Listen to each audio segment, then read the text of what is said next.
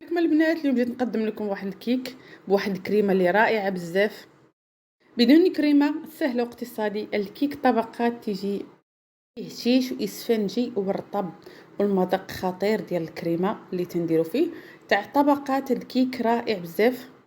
لازم نحضروا المكونات والطريقه في نفس الوقت ديال هاد الكيك الطبقات اللي جد رائع. نديروا الطريقه والمكونات في نفس الوقت. غناخذوا 3 البيضات، غناخذوا واحد 150 غرام ديال السكر. هنا غتيبان لكم السكر القهوي يعني السكر البني مع السكر الابيض. ما كانش عندك البني ديري غير الابيض 150 غرام، كان عندك البني ديري 100 غرام و50 غرام تاع الابيض. غتزيدي عليه 100 ملي ديال الزيت. المهم مكونات نخلي لكم في صندوق الوصف في اخر الفيديو كذلك مكتوبين. 100 ملي ديال الحليب، واحد 25 غرام ديال الشوكولاط غبره، في 115 غرام ديال الدقيق، وفي واحد 7 غرام ديال الخميره ديال الحلويات. طبعا تحركشتو وتغربلوا الدقيق والشوكولاط والخميره ديال الحلوه وتعاد ديروهم فوق الخليط الاول وديروا الفران. طبيعه الفران دائما تيكون سخون، دائما تنقول لكم الفران يكون سخون. وهنا المول لك الاختيار، بغيتي ديريه هكا مربع او ديريه دائري، اللي عندك استعمليه، اللي عندك في المطبخ ديالك هو اللي تستعمليه. دابا نخليوه تبرد وندوزو للحشوه ديالنا. نحتاجو لها 500 غرام ديال جبنه كريميه مسكربوني ولا اي نوع عندك، وتنزيدوا عليها واحد الياغورت ديال 125 غرام، خصوصا لكن الياغورت تاع الفاني.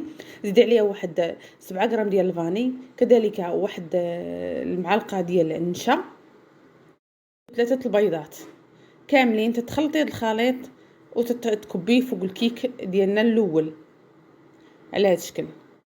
غتشوفوا البيض راه مازال غنرجعوه للفران، يعني باش تعرفوا مازال فيه البيض اذا راه غنرجعوه للفران. تديروا الوسط البسكوي، يعني اي نوع تاع بسكوي، خصوصا ديال الاوريو. عرفتي علاش؟ غيعطيكم واحد اللون زوين لانه اسود، غيعطيكم منظر زوين. هاد الطريقه راه غتعطيك منظر رائع في الكيك ديالك. كما قلت لكم الطريقه راه تعطي منظر غزال في الكيك. تيجي الكيك يعني منمر وتيجي طبقات. باقي لنا الطبقه الثالثه.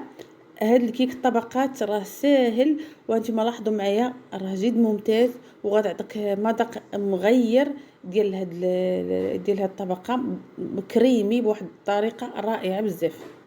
الطبقه الاخيره تشدي 150 غرام ديال الشوكولاط الابيض، تزيدي عليه 75 غرام ولا 75 ملي ديال القشطه الطريه اي نوع عندك، تديرهم فوق النار يسخنوا مزيان وتحطيه فوقها وتخليه يبرد وقطعي. وهذا هو التزيين ديالنا، يعني تتجي رائعه بزاف. الحلوه هاد الكيك الطبقات اللي بثلاثه الطبقات كما شفتوا معايا بواحد الكريمه اللي جد خطيره واقتصادي سهل وسريع.